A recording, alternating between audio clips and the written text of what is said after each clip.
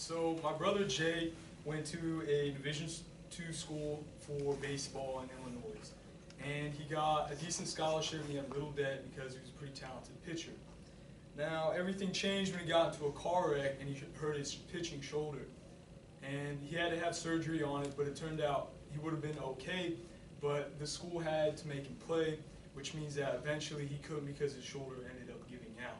Now because of this, they had to take away his scholarship because the NCAA made his college take away his scholarship. This left him with a lot of medical debt and a lot of school debt from the time that he went. Now, he was kind of blessed because his dad was able to pay off a lot of that debt and give him a lot of support. But if he wouldn't have had his dad, then he would have been left with a lot of debt because of the NCAA.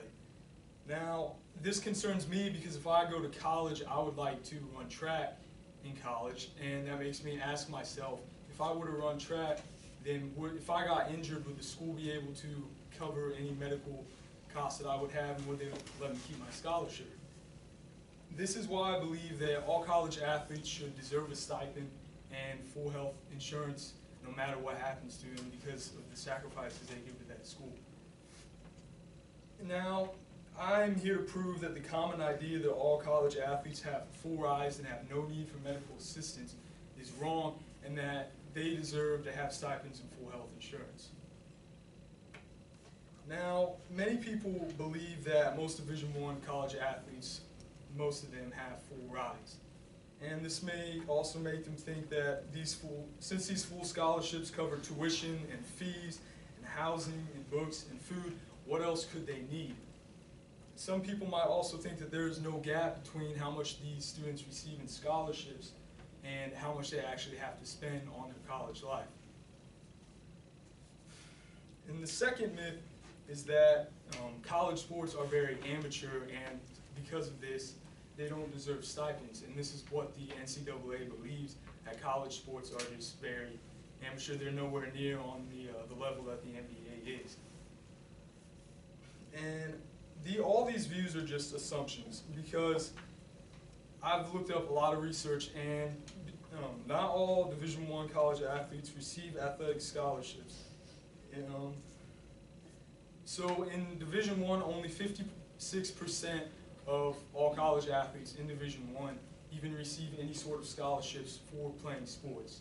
And in Division II, only 61%, and in Division III, only 82%. And the reason for this is these Division I schools have to pay out a lot of money for these kids to come and play in Division I, especially for full rides.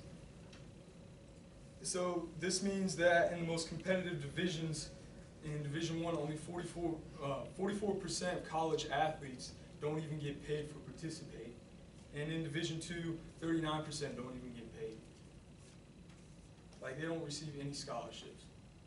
So the NCAA is violating Sherman antitrust laws also by capping the amount received per scholarship.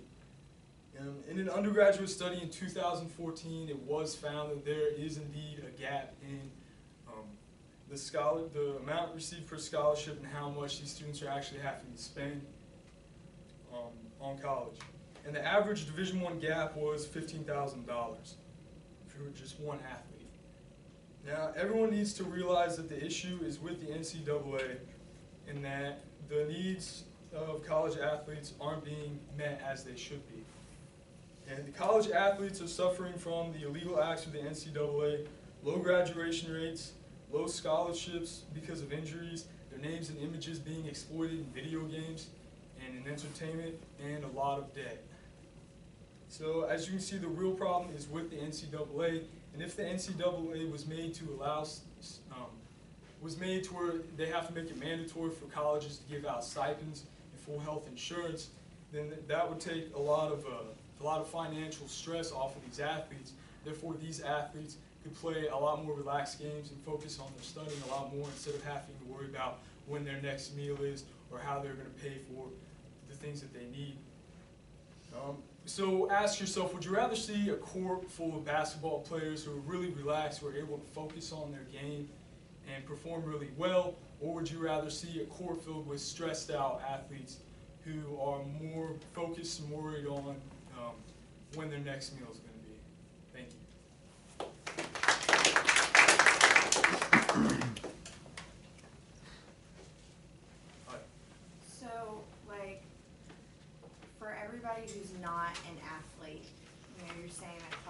should, pay for, the health insurance more for athletes. How do you think that would affect, the non-athletic people? Because, like, I'm worried that if we give more money to the athletes, then I'm gonna have to pay more money to kind of fill that gap. Well, the way I view it is that anyone who's not a college athlete, you're not risking, you're not spending all that time and risking the possibility of injuries in these sports. I believe that they should have full health coverage because they are risking playing, especially like football players. Someone's talking about concussions. Those football players are constantly risking their health for the colleges, for those sports, for the entertainment. That's why they deserve it, even if they get injured and can't play anymore.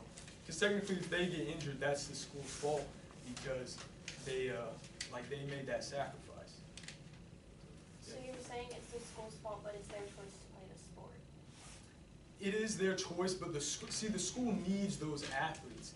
Like, if the school doesn't have those athletes to participate, then they don't have any athletics. They don't have any big sources of income. So, yeah. Do you think we should give them more money and just set it aside for like health reasons, or do you think they should be able to do whatever they want with that extra money? I think that they should definitely have like a cap stipend, and like Division I athletes will definitely give a lot more money for health coverage. But for the Division I athletes that like make a ton of money and say that they can make a lot more money based off how famous they were, I talked about the Olympic model, which was putting like they receive a lot of money from like selling jerseys and such, and then you put any of that extra money in funds for after college so that they don't just blow it. Anyone have a question over here? All right.